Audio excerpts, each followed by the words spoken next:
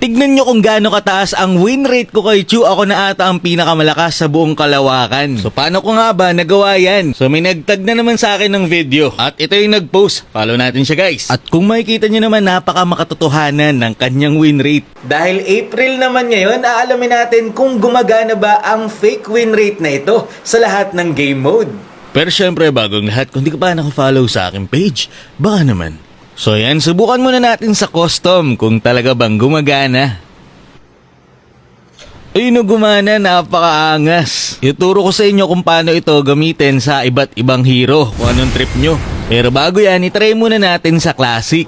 Pero hindi ito masyadong kapani-paniwala sa Classic kasi nga wala namang show win rate doon.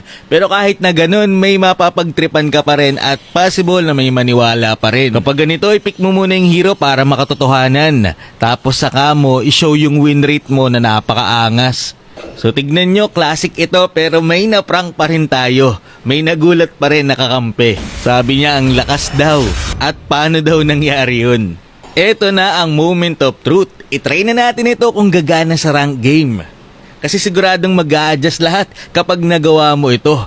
Pero yan, sinubukan ko na nga at hindi ito gumagana. Kahit yung lumang code dito sa rank game ng fake win rate ay hindi na rin gumagana. So yun, kaya malakas ang loob ko na ituro ito sa inyo kasi nga sa Classic nyo lang naman ito magagawa at hindi nyo naman ito maa-abuse sa rank game unless ikaw ay GM.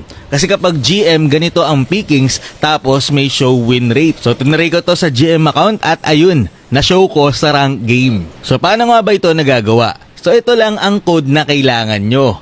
Tapos, yung nasa dulo nito, papalitan nyo lang depende sa number of hero na nakadepende naman sa release date or sa sale time ng hirong iyon. So paano nga ba malaman kung ano ang release time ng hero na gusto mong gamitin?